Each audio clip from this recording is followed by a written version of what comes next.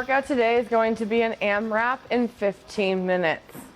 In this 15-minute AMRAP, you're going to go ahead and complete as many rounds of 12 toes to bar, 9 strict handstand push-ups, and 3 rope climbs.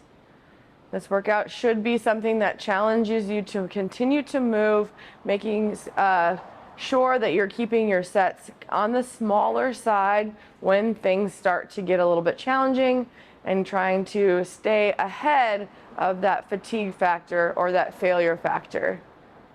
Now, today's workout is going to be that 15-minute AMRAP. We're shooting for 5 rounds. Okay, that's your goal and your objective as we move through this AMRAP.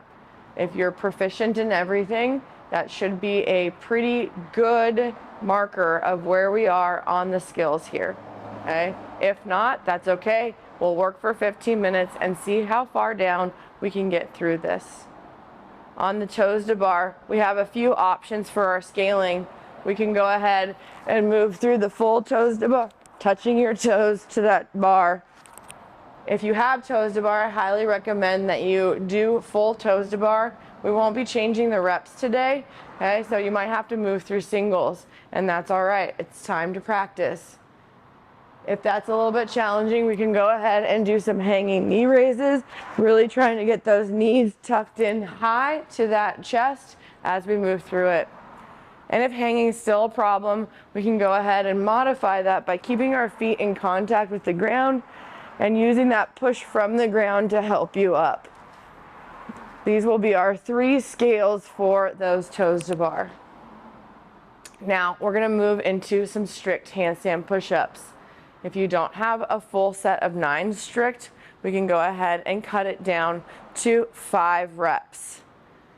If from there, that's something that's super challenging and we're just not yet ready to go ahead and do that, there are no kipping scales today. Okay, we are going to be able to raise up the floor slightly. Okay, so I would like it to be no more than maybe 3 to 4 inches of height, so we can raise it up. We can also scale it to handstand kick-ups, completing 5 reps of a handstand kick-up, just getting inverted with that. And then finally, our last scale for the handstand push-up is going to be a Z press. Z press is legitimately just a seated press. You're going to go ahead and place these dumbbells here, and from this position, sitting nice and tall, we're going to press up. We're going to try to choose dumbbells that allow us to do somewhere around 9 in 1 or 2 sets, but not so easy that you're flying through it as if it wasn't something that you needed to work on. So that pressing is very important, and so we want to make sure we're challenging ourselves.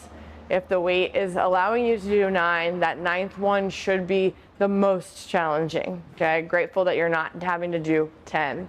Remember, we need to sit up tall, so for some of you, you're not going to be able to keep your legs straight.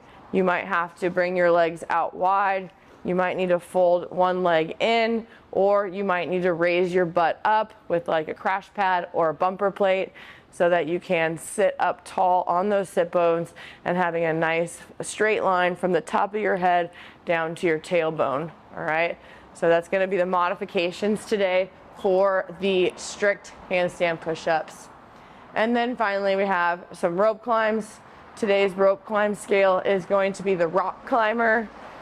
So if you are still working on it, a rock climber here is a hanging movement, bringing your feet up and over that bar. If you need to, we can go ahead and do a modified rock climber by climbing up that pole and getting ourselves up and over and back down. If that's still a challenge, we can go ahead and do some hand exchanges in the ring row.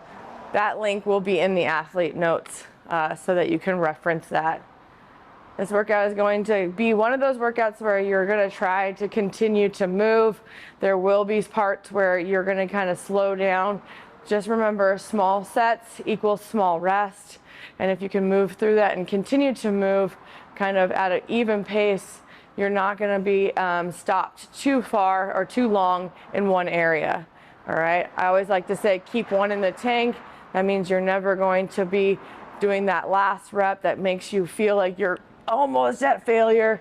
We want to avoid that as we're moving through this workout so that you're ready to go for your next rep. Rest, recover, repeat.